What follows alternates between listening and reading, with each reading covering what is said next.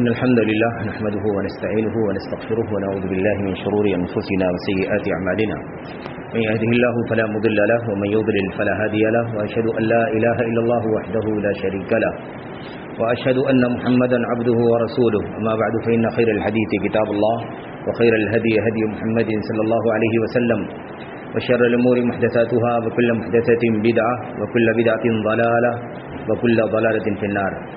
أعوذ بالله من الشيطان الرجيم. بسم الله الرحمن الرحيم. ظهر الفساد في البر والبحر بما كسبت أيدي الناس ليذيقهم بعض الذي عملوا لعلهم يرجعون. فقال عز من قائل أحسب الناس أن يقولوا آمنا وهم لا يفتنون ولقد فتنا الذين من قبلهم فلا يعلمن الله الذين صدقوا ولا يعلمن الكاذبين. وقال عز من قائل وبلوناهم بالحسنات والسيئات لعلهم يرجعون. وقال عز من قائل وأخذناهم بالعذاب لعلهم يرجعون. وقال عز من قائل ولنذيقن الذين إلى آخر الآيات والأحاديث. برادران اسلام، دیدوں ملے بھائیوں، نوجوان دوستوں، باب بزرگوں، پچھلے تقریباً 1 سال سے زائد کا عرصہ گزرا. ساری دنیا اللہ تبارک و تعالیٰ کی طرف سے ایک وبا اور ایک قہر کی زد میں ہے، اور یہ وبا، یہ قہر اور یہ مرض اور بیماری جو بھی ہے پوری امت کو، خواہ وہ امت دعوت ہو یا امت اجابت ہو، سب کو عام ہے. شاید ہی دنیا کا کوئی خطہ ایسا ہو جہاں یہ بات نہ سنی جا رہی ہو کہ وہاں کووڈ کا مرض آ گیا اور یہ وبا کورونا کے نام سے وہاں پھیل گئی اور اس سے لوگ متاثر ہو گئے، بہت سارے لوگوں کی موت ہو گئی، اور پھر اس کے نتیجے میں جو بہت ساری چیزیں انسانی زندگی کی متاثر ہو گئیں. انسان کا کاروبار متاثر ہو گیا، روزی روٹی کے اسباب متاثر ہو گئے. اسی طرح سے اعزا اقارب کے فوت ہو جانے کی وجہ سے، ان کی موت ہو جانے کی وجہ سے ان کے پسماندگان، ان کے رشتہ داران، چھوٹے چھوٹے بچے، ایتام، بیوائیں مختلف قسم کی مشکلات سے دوچار ہو گئی.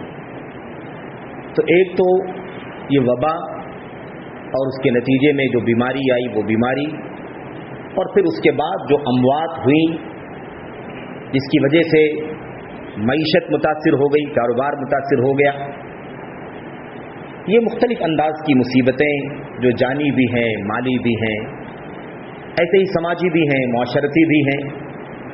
اسی طرح سے جو امن اور سکون انسان کی زندگی میں ہوتا ہے وہ امن و سکون بھی اٹھ گیا.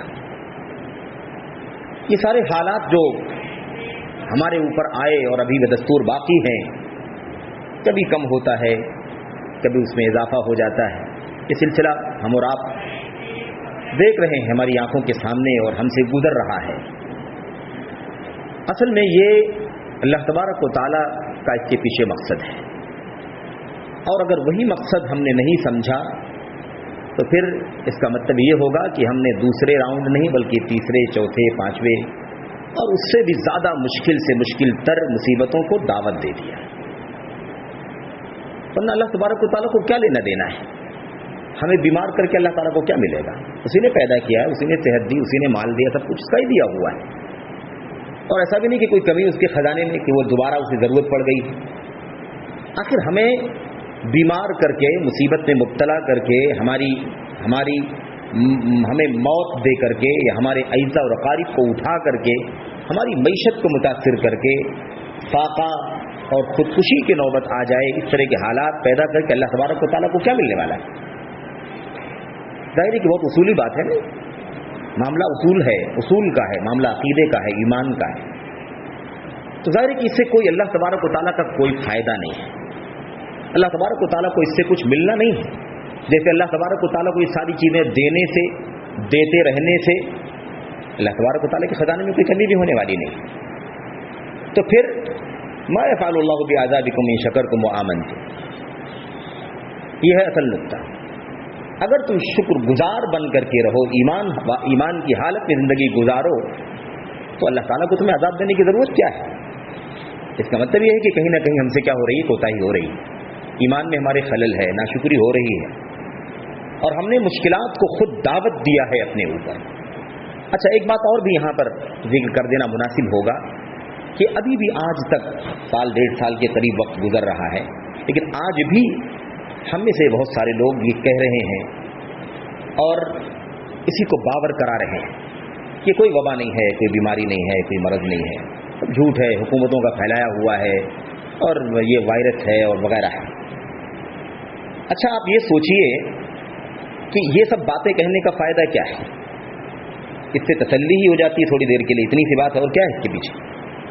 اس سے کیا سروکار ہے میرے بھائیوں کہ اللہ تعالیٰ نے ڈائریکٹ کوئی مصیبت اتار دی ہے یا کسی مصیبت کو پیدا کرنے کے لیے کسی کو کھڑا کر دیا ہے تو اللہ ہی کی طرف سے گرے، کیونکہ ہمارا ایمان ہے، خاص طور پر ہمارا ایمان، ہم توحید پرست ہیں، ہم اللہ تبارک و تعالیٰ کی وحدانیت پر ایمان رکھتے ہیں، اور ہمارا عقیدہ ہے کہ روئے زمین میں، زمین و آسمان میں، کائنات میں ایک ذرہ بھی اللہ کے حکم کے بغیر نہیں ہلتا ہے۔ تو اتنا بڑا کام کوئی ملک، کوئی حکومت کیسے کر لے گی بغیر اللہ تبارک و تعالیٰ کی مشیت کے چاہت؟ ایسا ہو سکتا ہے کبھی؟ تو اس سے کوئی سروکار نہیں میرے بھائی کہ اللہ تعالیٰ نے یہ مصیبت ڈال دی، واقعی وبا ڈالی ہے، واقعی مرض پیدا کر دیا ہے، واقعی اس کی وجہ سے موت ہو رہی ہے، یا فلاں ملک نے یہ مسئلہ پیدا کر دیا ہے، پیدا کر کے بنا کر کے رکھا تھا، وائرس ڈال دیا ہے، اور اس کا مقصد یہ ہے کہ دنیا کی آبادی کم ہو جائے، کمزور لوگ مر جائیں، غریب اور کیا کہتے ہیں بوڑھا طبقہ جو ہے عمر رسیدوں کا، وہ سب صاف ہو جائے۔ اس سے کوئی سروکار نہیں ہے ہمارا تو ایمان ہے کہ چاہے اللہ براہ راست کوئی مصیبت اتارے یا کوئی مصیبت کسی ذریعے سے اللہ تبارک و تعالیٰ ڈلوا دے، کسی ظالم کو مسلط کر دے جو ہمارا جینا دوبھر کر دے، کوئی وبا پیدا کروا دے، ہماری زندگی اجیرن ہو جائے، کوئی معیشت کی مصیبت کے لیے کسی کو کھڑا کر دے، ساری معیشت تباہ ہو جائے اور ہم واقعہ کرنے پر مجبور ہو جائیں، اللہ تبارک و تعالیٰ کی مرضی ہے۔ تو اس سے کوئی سروکار نہیں میرے بھائی، یہ سب بحث بالکل مسلمان کو تو کرنا ہی نہیں چاہیے، کیونکہ مسلمان اگر یہ بحث کرتا ہے تو اس کا مطلب اس کا ایمان ابھی بھی اس کا ایمان درست نہیں ہے، اس کے ایمان میں خلل ہے، کیونکہ آج وہ یہ باتیں کرتا ہے کہ یہ اللہ یہ کوئی عذاب نہیں، کوئی مصیبت نہیں، کوئی وبا نہیں ہے، سب جھوٹ ہے، وہ فلاں ملک نے پھیلا دیا ہے۔ یعنی آپ کیا کہنا چاہتے ہیں کہ اللہ تبارک و تعالیٰ جیسے مصیبت پیدا کرتا ہے ڈالتا ہے، ایسے اللہ کے برابر کوئی ملک والا بھی ہے جو پیدا کر دیتا ہے؟ ایمان کی خلل ہے، ایمان کی پرابلم ہے یہاں پر، اس لیے پہلے یہ درست کرنا ضروری ہے۔ دنیا میں جو کچھ بھی ہوتا ہے، جو کچھ بھی من شیء، ایک ذرہ بھی کچھ ہوتا ہے، اللہ تعالیٰ کے بغیر، اللہ کی قدرت کے بغیر، اس کی چاہت کے بغیر، اس کی طاعت کے بغیر نہیں ہوتا ہے۔ لا حول ولا قوت الا باللہ، کوئی تصرف، کوئی ہیر پھیر، آگے پیچھے، کسی بھی طرح کی طاقت و قوت صرف اور صرف کس کے پاس ہے؟ اللہ تبارک و تعالیٰ کے پاس۔ کسی نے اگر کیا بھی ہے تو یہ کرنے کی طاقت اللہ نے اسے دی ہے، تو اس سے کوئی بحث نہیں ہے۔ بحث کس بات سے ہے؟ یہ حالات جو پیدا ہو گئے ہیں، ہمارا امن ختم ہو گیا، ہماری خوشحالی ختم ہو گئی، ہماری صحت ختم ہو گئی، ہماری عافیت ختم ہو گئی، اور ہم مشکلات میں زندگی گزار رہے ہیں، ہر آدمی کہیں نہ کہیں شکوہ کر رہا ہے۔ اس کے پیچھے کیا مقصد ہے؟ آخر یہ سب چیزیں اللہ کی طرف سے ہو رہی ہیں تو اللہ تبارک و تعالیٰ ایسا کیوں کر رہا ہے؟ پھر ہمارا ایمان ہے، چونکہ ہم مومن ہیں تو ہمیں یہ سارے فرق بھی سمجھنے ضروری ہیں کہ اس طرح کی چیزیں دنیا میں آتی ہیں، اللہ تبارک و تعالیٰ بھیجتا ہے تو اس کے پیچھے مقصد کیا ہوتا ہے، مومن کیسے سوچے، غیر مومن کیسے سوچے، مسلمان کی سوچ کیا ہو، نیک عمل کرنے والے کی سوچ کیا ہو، بد عمل کی سوچ کیسی ہو، اللہ کے حقوق کا عمل کرنے والے کی سوچ کیسی ہونی چاہیے، وہ کیا اندازہ لگائے، وہ کیا اس سے نتیجہ نکالے، وہ کیا سبق لے، اور جو نیککار لوگ ہیں وہ کیا سبق لے، ہمیں یہ سوچنا ہے۔ ہم اور آپ قرآن کریم کی آیتیں پڑھتے رہتے ہیں، جگہ جگہ بلا کا، ابتلا کا، آزمائش کا، فتنے کا، عذاب کا، مصیبت کا تذکرہ موجود ہے۔ وما اصابکم من مصیبت ہے نا، ولا عذاب الآخرہ ولنذیقنہم من العذاب الادنی دون العذاب الاکبر لعلہم یرجعون، پہلے چھوٹا عذاب آئے گا، بعد میں بڑا عذاب آئے گا، اللہ تعالیٰ آزماتا ہے۔ فتن الذین من قبلہم، فتنے کا تذکرہ ہے کہ اللہ تعالیٰ آزمائش میں ڈالے گا، تو مصیبت، آزمائش، فتنہ، یہ ساری چیزیں برابر قرآن کریم میں بار بار بیان کی گئی ہیں۔ تو ہمیں یہ سمجھنا ضروری ہے کہ یہ جو چیزیں ہیں دنیا کے اندر ابھی اس وقت آئی ہیں، ہم اور آپ دیکھ رہے ہیں کہ اس سے کوئی بچا نہیں ہے، نہ کوئی ملک بچا ہے، حرمین شریفین کی سرزمین بھی باقی نہیں بچی ہے، وہ بھی اس کی زد میں ہے، اور وہاں بھی بہت ساری اموات ہوئی ہیں جو توحید و سنت کے فالوور ہیں، انسانی غلطیاں وہاں بھی ہوتی ہیں، ایسی بات نہیں ہے، لیکن مومن ہو، کافر ہو، صالح ہو، پالے ہو، نیک ہو، بد ہو، خیر ہو، شر ہو، اس سے کوئی تفریق اللہ تبارک و تعالیٰ نے چھوڑی نہیں ہے۔ اور مصیبتیں جب آتی ہیں تو یہ اللہ تعالیٰ کا نظام ہے کہ اس میں جس کا مقدر جیسے ہوتا ہے ویسے وہ چلا جاتا ہے۔ اب جو جیسے گیا ہے ایمان والا ایمان کے ساتھ گیا ہے، عمل صالح کے ساتھ گیا ہے، اس کا حساب اس کے حساب سے ہوگا. ایک آدمی کفر کے ساتھ گیا، شرک کے ساتھ گیا، بدعملی کے ساتھ گیا، اس کا حساب کتاب اللہ تبارک و تعالیٰ کا اس کے اعتبار سے ہوگا. اللہ کے نبی علیہ الصلوۃ والسلام کی صحیح بخاری مسلم وغیرہ کی حدیث، جس میں اللہ کے نبی نے فرمایا کہ جب اللہ تعالیٰ کا عذاب آئے گا تو اللہ جس کو اٹھانا چاہے گا سب کو اٹھا لے گا. سب اس مصیبت کی زد میں آ جائیں گے، اس گرفت میں آ جائیں گے. پھر اس کے بعد ثم یبعثون علی نیاتہم، لیکن پھر قیامت کے دن جب ان کو دوبارہ اٹھایا جائے گا تو ان کے ایمان، ان کے عمل، ان کے اخلاص، ان کی نیکی، ان کی بدی کے اعتبار سے ان کو اٹھایا جائے گا. یعنی وہاں ان کو اپنا نیک یا بد صلہ ملے گا، یا تو اللہ کا فضل ملے گا یا تو اللہ کا عدل اور انصاف ملے گا. تو یہ چیز ہمیں سمجھ لینی چاہیے. اللہ تبارک و تعالیٰ دنیا میں جب کوئی مصیبت ڈالتا ہے، اب اس کی زد میں اچھے لوگ بھی آ گئے، برے لوگ بھی آ گئے، کافر فاسق لوگ بھی آ گئے. بھائی ظاہر بات ہے کہ یورپ امریکہ کے بہت سارے لاکھوں بلکہ کئی لاکھ لوگ مر گئے، ہے کہ نہیں؟ ہندوستان میں مر گئے، دنیا کے گوشے گوشے میں لوگ مر گئے. لیکن بہت سارے اہل ایمان، توحید پرست، اچھے علماء جو توحید سنت کے داعی تھے، ایسے لوگ بھی دنیا سے چلے گئے. تو مسئلہ یہ ہے کہ یہ چیز جو آئی ہے یہ تو مصیبت ہے. مصیبت کا مطلب کیا ہوتا ہے؟ اصابہ، یعنی پہنچ گئی کوئی چیز، آن پڑی، اتر گئی ہمارے اوپر. اب وہ چیز جو آئی ہے ہمارے اوپر، اس کی حیثیت کیسے متعین ہوگی؟ ہمارے اور آپ کے ایمان و عمل اور ہمارے اور آپ کے کردار کے اعتبار سے متعین ہوگی. اس کی زد میں تو سبھی آ گئے، لیکن کون کس حالت میں دنیا سے گیا ہے، اس اعتبار سے وہ چیز، یہ جو اصابہ تھا، مصیبت جو آئی تھی، یہ چیز اس کے حق میں یا تو اللہ تبارک و تعالیٰ کی رحمت بن جائے گی یا اللہ تبارک و تعالیٰ کا عذاب بن جائے گا. یہ فیصلہ یہ مصیبت نہیں کرے گی، یہ فیصلہ انسان کا اپنا ایمان و عمل کرے گا. ایک توحید پرست کی اگر موت ہو جائے کورونا سے تو کیا اس کے لیے عذاب ہے؟ وہ عذاب نہیں ہے وہ میرے بھائی، وہ اس کے لیے رحمت ہے. اس لیے کہ ایمان و عمل کے ساتھ مرنے والا آدمی جتنا جلدی دنیا سے چلا جائے گا اتنا اس کے لیے بہتر ہوگا، ہے کہ نہیں؟ اللہ کے نبی علیہ الصلوۃ والسلام کے صحابہ کرام کے بارے میں ابن مسعود نے کیا کہا تھا؟ من کان مستنن فلیستن بمن قد مات. جسے کسی کو اپنا آئیڈیل بنانا ہو، کسی کو اپنا نمونہ بنانا ہو اور اس کے پیچھے قدم قدم چلنا ہو آئیڈیل بنا کر کے، تو اسے چاہیے کہ ان کی پیروی کرے جو دنیا سے جا چکے ہیں، مر چکے ہیں. یعنی صحابہ کرام جو دنیا سے مر چکے ہیں ان کو آئیڈیل بناؤ. کیوں؟ اس لیے کہ جو زندہ ہے وہ کہیں نہ کہیں آزمائش اور گناہ اور فتنے کے خطرے میں ہے. ہم زندہ ہیں، پتہ نہیں شرک کر بیٹھے، کفر کر بیٹھے، گناہ کر بیٹھے، حرام کھا لیں، چوری کر لیں، جھوٹ بول دیں، زناکاری کر لیں، لیکن جو دنیا سے جا چکا ہے وہ نیکیوں کے ساتھ جا چکا ہے. اب اس کی نیکی میں، اس کی بدی میں اضافہ نہیں ہوگا اور نیکیوں کا ثواب اسے مسلسل ملتا رہے گا. تو اصل مسئلہ یہ نہیں ہے میرے بھائیوں کہ مصیبت آ گئی اور لوگ مرنے والے مر گئے.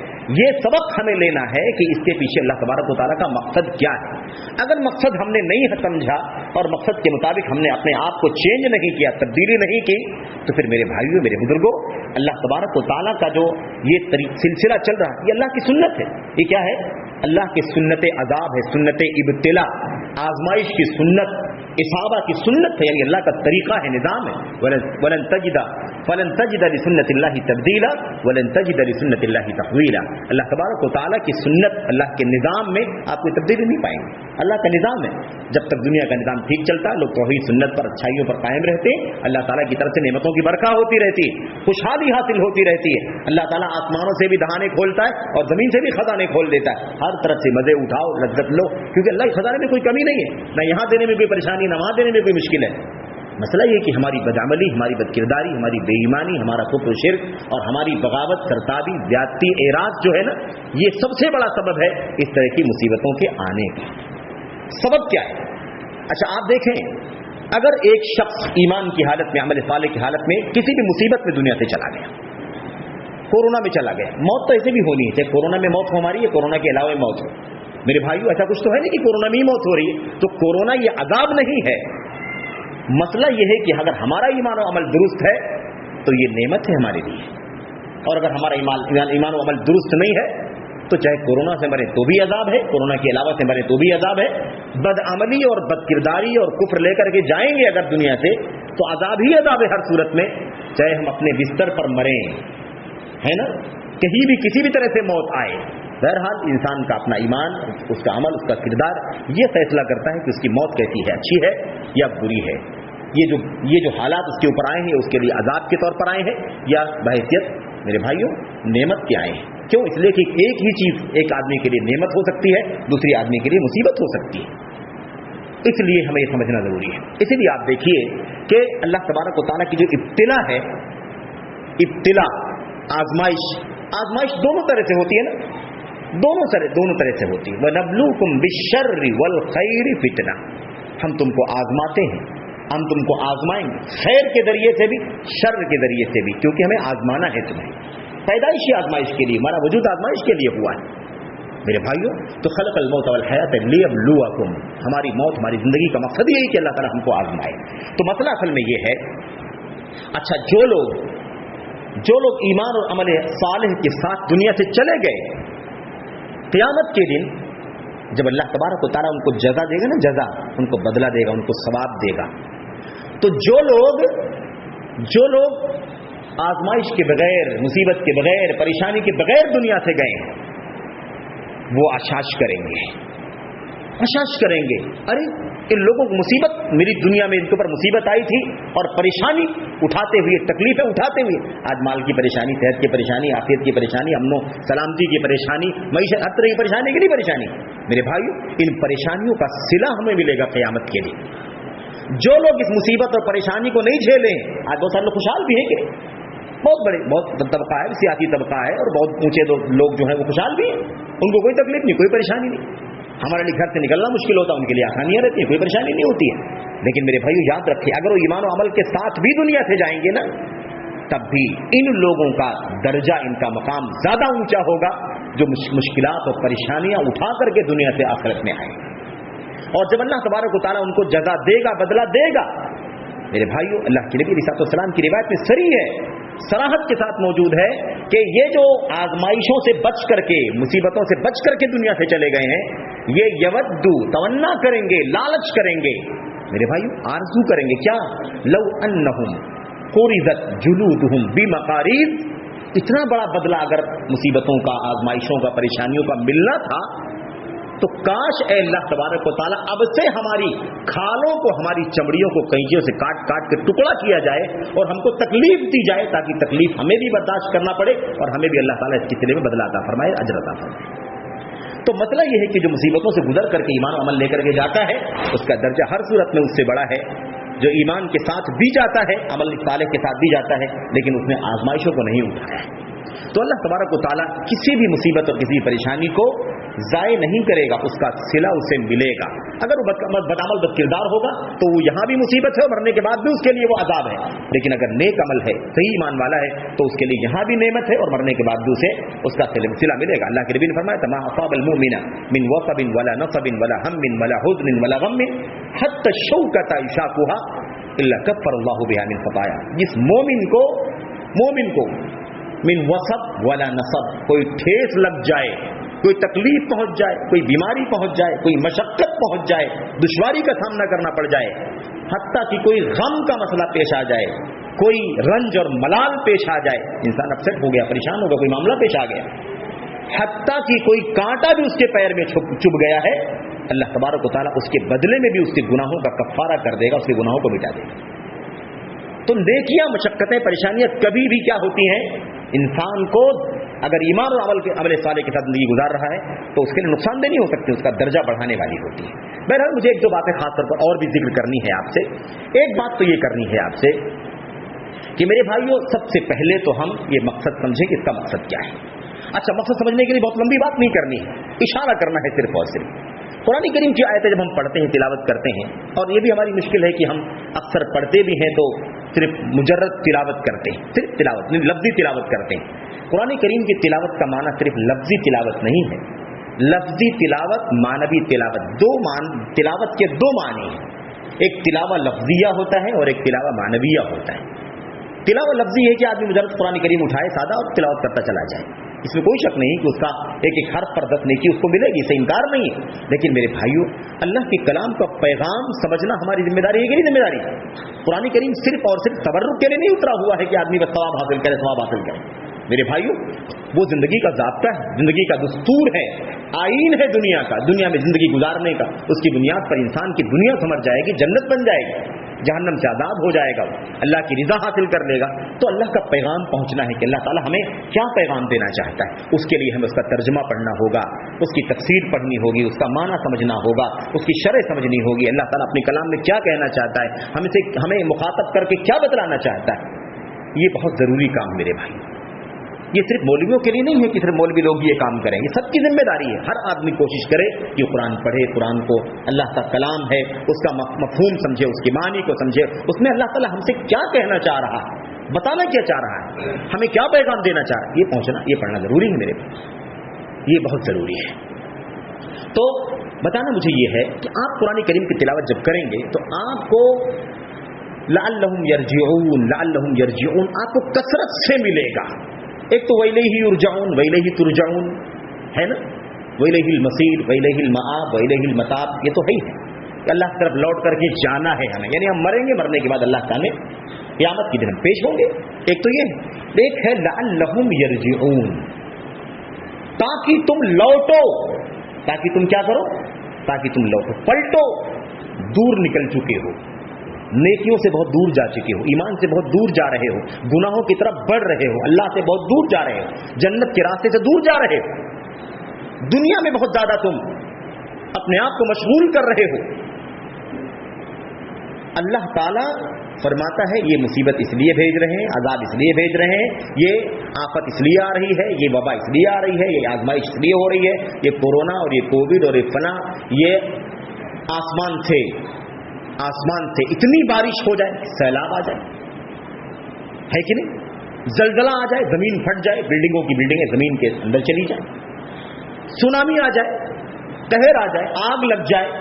یہ جو ساری مصیبتیں ہیں, آسمانی مصیبتیں ہوں یا زمینی مصیبتیں ہوں, یا بیماری ہو یا وبا ہو, یا مثال کے طور پر مالی آفت آ جائے, اللہ تعالیٰ معیشت کو تباہ کر دے, اچھے اچھے کاروباری روڈ پر آ جائیں, یہ ساری مصیبتیں اللہ تعالیٰ کیا فرماتا ہے, اس لیے ہم بھیجتے ہیں لعلہم یرجعون, تاکہ یہ پلٹیں, تاکہ یہ کیا کریں, پلٹیں. اس لیے نہیں کہ اب ہم اسی پر تبصرہ کریں, یہ اس نے بھیج دیا, اس نے بھیج دیا, یہ ایسا ہے, یہ ویسا ہے, ٹیکنیکل باتیں کر کے اور جہاں کا تہاں ہم رہ جائیں. جو حرکت تھی وہی, جو بے ایمانی تھی ویسے ہی, جو توحید سے دوری تھی ویسے ہی, جو شرک و کفر تھا ویسے ہی, جو بدعت تھا ویسے ہی سلسلہ چل رہا ہے, جو حرام خوری تھی, زندگی کے اندر حلال حرام کی تمیز نہیں تھی, ظلم تھا, زیادتی تھی, آدمی نماز نہیں پڑھتا تھا, آدمی بغاوت کرتا تھا, آدمی ہر طرح سے گناہوں میں, چھوٹے بڑے, اللہ کے حقوق کے, بندوں کے حقوق میں گناہ پر جیسے کر رہا تھا ویسے ہی کرتا رہے اور تبصرے کر کے تسلی کرتا رہے. اس لیے نہیں اللہ تعالیٰ مصیبتوں کو بھیجتا ہے. مقصد کیا, یہی مقصد ہے, لعلہم یرجعون وَلَنُذِيقَنَّهُم مِّنَ الْعَذَابِ الْأَدْنَىٰ دُونَ الْعَذَابِ الْأَكْبَرِ لَعَلَّهُمْ يَرْجِعُونَ. ہم ضرور بھی ضرور ان کو بڑا عذاب چکھانے سے پہلے چھوٹا عذاب چکھاتے ہیں, چکھائیں گے, لعلہم یرجعون, تاکہ یہ پلٹیں, دور جا رہے ہیں, کفر, شرک, بدعت, گناہ, حرام خوری, صغیرہ گناہ, کبیرہ گناہ, بندوں کے حقوق پامال, اللہ کے حقوق پامال. اللہ فرماتا ہے ہم اس لیے ایسا کر رہے ہیں تاکہ یہ لوٹیں, رجوع کریں, پلٹیں اللہ تبارک و تعالیٰ کی طرف. میرے بھائیو, ایسے اللہ تبارک و تعالیٰ فرماتا ہے وَبَلَوْنَاهُمْ بِالْحَسَنَاتِ وَالسَّيِّئَاتِ لَعَلَّهُمْ يَرْجِعُونَ. ہم نے ان کو اچھائیاں دے کر کے آزمایا ہے, انہیں ہم نے برائیاں دے کر کے آزمایا ہے, لعلہم یرجعون, تاکہ یہ کیا کریں, تاکہ یہ پلٹیں. میرے بھائیو, اور اللہ تبارک و تعالیٰ فرماتا ہے کہ وَأَخَذْنَاهُمْ بِالْعَذَابِ لَعَلَّهُم يَرْجِعُون. ہم نے ان کو عذاب میں پکڑ لیا, اور کوئی مقصد نہیں عذاب میں پکڑنے کا, عذاب دے کے مجھے کیا ملے گا, اس لیے عذاب ہم نے ان کے اوپر ڈال دیا ہے, چھوٹا عذاب, بڑا عذاب جو بھی ہے دنیا کے اعتبار سے, وہ بڑا عذاب جو قیامت کے دن کا ہے وہ تو الگ ہی ہے جہنم کا, لیکن جو عذاب ہم نے بھیجا ہے, جس عذاب سے ہم نے پکڑا ہے ان کو, اسی لیے پکڑا ہے لعلہم یرجعون, تاکہ یہ پلٹیں اللہ تبارک و تعالیٰ کی طرف. تو دنیا میں جتنی مصیبتیں, پریشانیاں, آفتیں آتی ہیں, سب کا مقصد کیا ہے, تاکہ ہم جو اللہ کے بندے ہیں وہ گناہوں سے پلٹ کر کے نیکیوں کی طرف آ جائیں, شیطان کی طرف جا رہے ہیں اللہ کی طرف آ جائیں, کفر و شرک اور عناد کی طرف جا رہے ہیں اللہ تبارک و تعالیٰ کے دین اور حق اور سچائی کی طرف آ جائیں, عبادت و بندگی کے لیے پیدا کیا گیا اس کی طرف آ جائیں. اس مقصد کے لیے اللہ تبارک و تعالیٰ عذاب بھیجتا ہے, ورنہ اللہ تبارک و تعالیٰ کو عذاب دینے سے کچھ نہیں ملنے والا. صاف اللہ نے فرمایا ما یفعل اللہ بعذابکم, اللہ تم کو عذاب دے کے کیا کرے گا, इन शकरतुम व आमनतुम, अगर तुम शुक्र करते रहो और ईमान वाले रहो, अल्लाह को अजाब देने की जरूरत ही नहीं है तुम्हें, इसीलिए देता है। तो अल्लाह तबारक व तआला की तरफ से इन अजाबों का आना ये भला है कि नहीं भला हमारे लिए? हम पलट जाएंगे, हम रुजू कर लेंगे, गुनहगार होंगे तो नेककार हो जाएंगे, बदअमल होंगे तो नेक अमल हो जाएंगे, कुफ्र और शिर्क करने वाले होंगे तौहीद सुन्नत पर आ जाएंगे, बिदात करने वाले होंगे अल्लाह के नबी की सीरत पर अमल करने वाले बन जाएंगे। लोगों का माल हड़प करते थे, कारोबार में 2 नंबर 4 नंबर का कोई फर्क नहीं करते, तौबा कर लेंगे कि नहीं तौबा कर लेंगे? अगर नहीं करते हैं, नहीं बदलते हैं, तो फिर इसका मतलब ये है कि ये वावेला बेकार का है, ये शोर शराबा, ये रोना धोना अल्लाह के यहाँ कोई काम नहीं आने वाला है। इसका मतलब कि हम बगावत पर उतरे हुए हैं, जो मकसद अल्लाह तबारक व तआला के उस मकसद पर हम काम नहीं कर रहे हैं। तो ये याद रखो, लअल्लहुम यरजिऊन, जहां आए जरा फिर दोबारा आयत करीमा को पढ़ लो, उसका तर्जुमा पढ़ लो, उसकी तफसीर पढ़ लो, समझ में आ जाएगा कि अल्लाह तबारक व तआला का मकसद यही है, वरना अल्लाह तबारक व तआला को हमें अजाब देने से कुछ नहीं मिलने वाला है। जैसे अल्लाह ताला हमें नेमतें और अब खुशहाली देता है तो अल्लाह के खजाने में कोई कमी नहीं होती है, ऐसे ही हमें अजाब देकर अल्लाह को कुछ नहीं मिलने वाला है। मेरे भाई, मेरे बुजुर्गों, और याद रखो, सारी कीमत अगर दुनिया में इस रुए जमीन पर, जमीन और आसमान में अगर किसी भी चीज की कीमत है तो सिर्फ और सिर्फ अल्लाह तबारक व तआला की निस्बत की कीमत है। वो क्या निस्बत है? अगर हम अल्लाह पर ईमान रखते हैं उसकी कीमत है, उसकी किताब पर ईमान है तो कीमत है, उसके रसूल पर ईमान है तो हमारी कीमत है। मेरे भाई, इसीलिए मोमिन अगर ईमान के साथ जिंदगी गुजारता है तो उस मोमिन का मकाम अल्लाह तबारक व तआला के यहाँ खाने काबा से भी ऊंचा है। क्या इस गोश्त और हड्डी की बुनियाद पर? गोश्त और हड्डी की बुनियाद पर नहीं, जो ईमान हमारे सीने में है और जो अमल साले हमारे और आपकी जिंदगियों में है, इस वजह से एक मोमिन का मकाम और दर्जा खाने काबा से भी अफजल है। तो सारी कीमत अल्लाह तबारक व तआला की निस्बत से है। अगर अल्लाह तबारक व तआला की निस्बत नहीं है तो कितना भी दौलत है, कितना भी माल है, कितनी भी खुशहाली है, कितनी भी फरावानी है, कुछ भी तुम्हारे पास हमारे पास दुनिया में है, अल्लाह की कसम एक जर्रा कोई कीमत नहीं है उसकी। और कोई ये ना समझे किसी को अल्लाह ने ज्यादा दौलत दे रखी है, माल दिया, असबाब दिया हुआ है तो अल्लाह ताला उससे बहुत ज्यादा खुश है, हरगिज़ नहीं, ये कोई पैमाना नहीं है। और इसको अगर आम यानी आम जबान में अवाम के लिए जो बिल्कुल कुछ नहीं पढ़े लिखे लोग हैं, अगर उनकी जबान में समझना चाहे तो इतनी मोटी सी मिसाल समझ लें कि अगर मालो दौलत और दुनिया की खुशहाली ये अल्लाह तबारक व तआला की रहमत होती और अल्लाह तबारक व तआला का वाकई इनाम होता, इसकी कीमत होती, इसकी हैसियत होती, तो इस रुए जमीन पर नबी मोहतरम सल्लल्लाहु अलैहि वसल्लम से ज्यादा मालदार कोई नहीं होता। समझ रहे हैं कि समझ रहे हैं? लेकिन अल्लाह की नबी की जिंदगी कैसे गुजरी बताइए? हमें नहीं मालूम है कि अल्लाह के नबी अलैहिस्सलाम के घर में आपके यहाँ 9 बीवियां एक साथ में हैं जिनकी कफालत सरपरस्ती आपकी जिम्मे है, लेकिन 1 महीना 2 महीना 3 महीने गुजर जाते थे, मोहम्मद और आले मोहम्मद के घर में चूल्हा भी नहीं जलता था। तो क्या अल्लाह ताला नाराज था अपने नबी सल्लल्लाहु अलैहि वसल्लम से? तो माल और दौलत खुशहाली की चीज नहीं, ये अल्लाह तबारक व तआला की रज़ामंदी की चीज नहीं है, बल्कि ये देखना है कि अल्लाह मुझे माल दे रहा है, दौलत दे रहा है, आशाइश और फराहपानी दे रहा है, तो क्या मैं वाकई उस ईमान और अमल साले के मेयार पर हूं कि नहीं हूं? अगर नहीं हूं मैं तो इसका मतलब ये अल्लाह की नेमत नहीं, अल्लाह तबारक व तआला का अजाब है। अल्लाह रस्सी ढीली कर रहा है, मोहलत दे रहा है, एक साथ में अल्लाह तबारक व तआला पकड़ेगा तो शायद तौबा करने के भी का भी मौका न मिले, तौबा करने की भी तौफीक न मिले। इसीलिए अल्लाह के नबी सल्लल्लाहु अलैहि वसल्लम ने फरमाया था मुस्लिम अहमद की रिवायत में, इज़ा रअयत अल्लाह युअतिल अब्द अला मासी फअलम अन्नहु इस्तिद्राज, जब तुम देखो कि अल्लाह तबारक व तआला किसी बंदे को उसके मासी और गुनाहों के बावजूद दे रहा है लुटार, माल दे रहा है, असबाब दे रहा है, औलाद दे रहा है, और मनसब दे रहा है, ओहदे दे रहा है, फरवानी दे रहा है, मकबूलियत दे रहा है, रुसूख दे रहा है, दुनिया के अंदर जो जिसको ऊंचेपन का मेयार समझा जाता है वो सब अल्लाह ताला उसको गुनाहों के बावजूद दे रहा है, फ़अलम अन्नहु इस्तिद्राज, तो जान लो कि ये अल्लाह तबारक व तआला की तरफ से उसके लिए रहमत नहीं है, नेमत नहीं है, बल्कि इस्तिद्राज, रस्सी ढीली की जा रही, मोहलत दी जा रही है।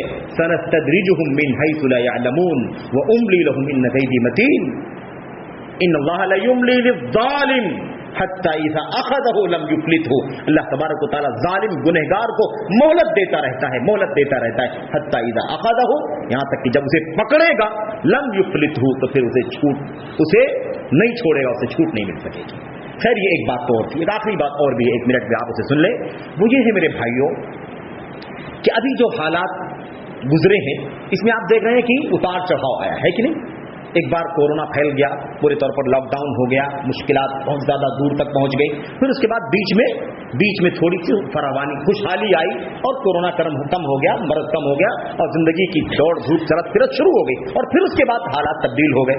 اب لوگ اسے کہتے ہیں دوسرا راؤنڈ ہے، تیسرے راؤنڈ کا انتظار کر رہے ہیں وغیرہ. ایک بات آپ سمجھ لیں، یہ بھی اللہ تبارک و تعالیٰ کے ابتلا اور آزمائش کی سنت ہے.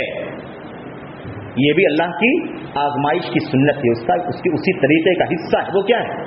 وہ یہ ہے کہ اگر ہم گنہگار ہیں، بدعمل ہیں، اللہ تعالیٰ کا عذاب آ گیا، یعنی پکڑ آ گئی، اصابہ آ گیا، آزمائش آ گئی. اب ہم نے اپنے آپ کو سدھار لیا، تھوڑی سی اصلاح کر لی، مسجدیں ویران تھی، نماز پڑھنا شروع کر دیا، حرام کھاتے تھے توبہ کرنا شروع کر دیا، اپنے گناہوں کی طرف پلٹ کر کے ہم نے ذرا جائزہ لے لیا کیا غلط کر رہے تھے، تھوڑی اصلاح کر لی. اللہ تبارک و تعالیٰ کو عذاب دینے سے کیا ملنے والا ہے؟ ان شکرتم و آمنتم. اللہ تعالیٰ نے اپنی طرف سے عذاب کو، اس آزمائش کو اٹھا لیا یا کم کر دیا. جیسے کم کیا یا جیسے اللہ تعالیٰ نے اٹھایا، پھر بندوں نے کیا کرنا شروع کر دیا، پھر پلٹ کر کے اپنی پہلی روش پر آ گئے. پھر وہی بے نمازی، وہی کفر، وہی شرک، وہی بدعت، وہی خرافات، وہی حرام کاریاں، وہی 2 نمبر، وہی جھوٹ، وہی فسوڑ، سب شروع کر دیا. تو کیا مطلب؟ کیا ہم نے اپنے اندر کے تعلقات جیسا سمجھ رکھا ہے کہ ہم جس طرح سے چاہیں لوگوں کے ساتھ سیاست کریں، لوگوں کے ساتھ مطلب کھیلیں؟ اللہ تبارک و تعالیٰ کے ساتھ ہم نے یہی سمجھ رکھا ہے؟ میرے بھائی یاد رکھیں، اللہ تعالیٰ کی کیا سنت؟ اللہ کی سنت یہ ہے کہ اگر تم توبہ کر لو گے، پلٹ جاؤ گے، اللہ تعالیٰ اپنی مصیبت کو اٹھا لے گا، آزمائش اٹھا لے گا، تمہیں پھر نعمتیں، رحمتیں اللہ تبارک و تعالیٰ عطا کرنا شروع کر دے گا. لیکن اگر تم پھر گناہوں کی طرف پلٹو گے تو یاد رکھو ایسا نہیں ہے کہ اللہ تبارک و تعالیٰ کے خزانے میں عذاب کی کوئی کمی ہے. پھر اللہ تبارک و تعالیٰ دوبارہ ہمیں پھر عذاب میں کیا کرے گا؟ مبتلا کر دے گا. یہ جو اتار چڑھاؤ دکھائی دے رہا ہے نا، اس میں بھی سبق ہے ہمارے لیے. ہمیں یہ سوچنا ہے کہ ایسا کیوں ہو رہا ہے. اللہ نے وبا اٹھا لی، ملک سے کیسز ختم ہونے کے قریب ہو گئے، نہ کے برابر ہو گئے یا ختم ہو گئے، حالات معمول پر آ گئے، کاروبار دھیرے دھیرے اپنی روش پر آنے لگے. لیکن پھر اللہ تبارک و تعالیٰ کی طرف سے حالات تبدیل ہو گئے اور اب پھر دیکھیں نئے راؤنڈ کے اندر کتنے ہزاروں لوگوں کی موت ہو گئی کہ نہیں ہو رہی؟ ڈیلی موتیں ہو رہی، کئی ہزار کی تعداد میں آج بھی ہو رہی موتیں. بیماریاں، وبا کی سب بھی بہت سارے لوگ آ رہے ہیں. اس میں سبق ہے. سبق کیا ہے؟ اگر تم پلٹو گے گناہوں کی طرف تو ہم بھی پلٹیں گے تمہیں دوبارہ عذاب دینے کی طرف. یہ اللہ تعالیٰ کی سنت. قرآن کریم کی آیتوں میں بار بار اس چیز کو بیان کیا گیا ہے. میرے بھائیوں، بنی اسرائیل سے اللہ تبارک و تعالیٰ نے کہا تھا سورہ بنی اسرائیل کے اندر، سورہ اسراء کے اندر، وَإِنْ عُدْتُمْ عُدْنَا، وَإِنْ عُدْتُمْ عُدْنَا، اگر تم پھر پلٹو گے گناہوں کی طرف، شرک کرنے کی طرف، ظلم کرنے کی طرف، ناانصافی کرنے کی طرف، بغاوت کرنے کی طرف پھر پلٹو گے، عُدْنَا، تو ہم بھی پلٹیں گے. یعنی ہم پھر تم کو ہلاک کریں گے، تباہ کریں گے، ذلیل کریں گے، رسوا کریں گے، تمہارا نام و نشان مٹا دیں گے، تمہیں دوسروں کے لیے عبرت بنا دیں گے. اگر تم پلٹو گے تو ہم بھی پلٹیں گے، ہے کہ نہیں؟ اور اس امت کے لیے بھی کہا تھا غزوہ بدر کے موقع پر، غزوہ بدر کے موقع پر اللہ تبارک و تعالیٰ نے کیا فرمایا؟ میرے بھائیو، یہ سنت ہمیشہ سے، آپ دیکھیں بنی اسرائیل کتنی بڑی قوم گزری ہے، کتنے انبیاء کے ساتھ بنی اسرائیل ہی رہے ہیں. ساری انبیاء علیہ السلام کی ساری تعداد جو ہم دیکھتے ہیں، جو حضرت یعقوب علیہ السلام سے آگے کا سلسلہ ہے، ساری کی ساری دنیا کے اندر جو آبادی گزری ہے وہ بنی اسرائیل، یہود اور نصارا، اہل کتاب ہے وہ، ہے کہ نہیں؟ اور اس کے بعد یہ امت ہے، امت محمد صلی اللہ علیہ وسلم.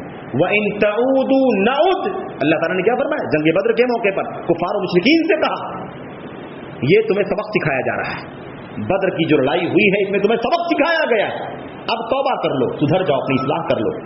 اگر نہیں سدھرے اللہ کیا وَإِن تَنْتَهُوا فَهُوَ خَيْرٌ لَكُمْ، اگر تم باز آ جاؤ گے، سدھر جاؤ گے تو تمہارے لیے بہتر ہے. وَإِن تَعُودُوا، اور اگر پلٹو گے، پھر وہی کام کرو گے، نعود، تو ہم بھی پلٹیں گے. اور یاد رکھو، تمہاری کتنی بڑی تعداد ہو جائے ہمیں کوئی فرق نہیں پڑتا. کفار کو جب ایمان نہیں رہتا ہے نا تو ان کو اپنی طاقت پر، اپنی تعداد کے اوپر، اپنے ہتھیاروں کے اوپر بہت گھمنڈ ہوتا ہے. مومن کو تو ایمان پر بھروسہ ہوتا ہے، لیکن جس پر اس کے پاس ایمان نہیں ہے وہ یہ سمجھتا ہے کہ ہتھیار زیادہ ہے، تعداد زیادہ ہے تو ہم ہی غالب ہو جائیں گے. اللہ تعالیٰ نے کیا فرمایا؟ اللہ تعالیٰ نے فرمایا وَلَن تُغْنِيَ عَنْكُمْ فِئَتُكُمْ شَيْئًا وَلَوْ كَثُرَتْ، تمہاری تعداد کتنی بھی زیادہ کیوں نہ ہو جائے، یاد رکھو ہمیں کوئی हमारा कुछ नहीं बिगड़ेगा। तुम्हारा कुछ बिगाड़ नहीं सकते हो, तुम्हारे कुछ काम नहीं आ सकती हैं वो चीज़ें। तो मेरे भाइयों, ये 2-3-4 बातें मेरे जहन में थी बयान करने की, और जाहिर है कि ये सब बातें आप सुनते रहे हैं, लेकिन बतौर याद दहानी, बतौर तज़कीर अपने लिए और आपके लिए बातें अर्ज की हैं। दुआ करते हैं कि अल्लाह तबारक व तआला इस वबा में, इस मुसीबत में, इस बीमारी में, और इसके नतीजे में जो बहुत सारी आफतें मुसीबतें हम पर आ गई हैं, माली, समाजी, माशी और दीगर चीज़ें, अल्लाह तबारक व तआला इस मौके पर भी, और इस तरह के हालात दुनिया में आते रहेंगे, ये भी एक तरीका जान लो, तैयार रहो। ये न सोचो कभी कि ये कोविड आया है खत्म हो जाएगा, फिर हम अपनी जिंदगी जैसे गुजारते रहे 10 साल, 20 साल, 40 साल, 50 साल से, फिर वही सुख और चैन की जिंदगी गुजारेंगे। इसे भूल जाओ, ज़हन से निकाल दो। अल्लाह के नबी अलैहिस्सलाम ने फरमाया था, लम यब्का मिनद दुनिया इल्ला बलाउन व फितना, अब दुनिया में आजमाइश और फितनों के अलावा कुछ बाकी नहीं बचा है। ये अल्लाह के नबी ने 1400 साल गुजर चुके हैं इस बात को बयान करके, 14 सदियां। और जिस तरह से क़यामत करीब आती जाएगी, हमारा करप्शन बढ़ेगा, हमारा गुनाह बढ़ेगा, उसी तरह से कसरत से फितने, आजमाइशें, बलाएं, मुसीबतें आती रहेंगी। सबसे बड़ा काम यह है कि अपने आप को सच्चे ईमान और अमल सालेह के साथ जिंदा रखो, तैयार रहो, जब भी मौत आ जाए तो ईमान और अमल सालेह के साथ जाए। मसला कुछ भी नहीं है, किसी मसले का कोई हल नहीं है, हल सिर्फ यह है कि अपने आप को मौत के लिए तैयार रखो, मौत के लिए तैयार रखो। ईमान, सच्चा ईमान, इखलास, तौहीद खालिस, अल्लाह तबारक व तआला की इबादत व बंदगी और अमल सालिह के साथ सुन्नत की जिंदगी गुजारो। एवरी टाइम तैयार रहो, मौत जब आ जाएगी ईमान के साथ चले जाएंगे। ये सबसे बड़ी जिम्मेदारी है हमारी, बाकी जिम्मेदारियां उसके बाद की हैं। दुआ करते हैं कि अल्लाह तबारक व तआला हमें इससे इबरत लेने की तौफीक अता फरमाए, इससे सबक लेने की तौफीक अता फरमाए। अल्लाह तबारक व तआला की जो इब्तिला और आजमाइश में सुन्नतें हैं, उसका जो निज़ाम है, अल्लाह ताला समझने की तौफीक अता फरमाए और उसकी रोशनी में हम अपनी जिंदगी गुजारने की तौफीक बख्शे। आमीन रब्बल आलमीन। सल्लल्लाहु अलैहि व बारक अला नबीना मुहम्मद व अला आलिहि व सहबिहि अजमईन। अस्सलामु अलैकुम व रहमतुल्लाहि व बरकातुहू। अल्हम्दुलिल्लाह नहमदुहु व नस्तईनुहु व नस्तगफिरुह। अल्लाहुम्मा सल्लि व सल्लिम व बारिक अला अब्दिका व रसूलिका नबीना मुहम्मद। सुब्हान रब्बिका रब्बिल इज्जति अम्मा यसिफून व सलामुन अलल मुरसलीन वल्हम्दुलिल्लाहि रब्बिल आलमीन।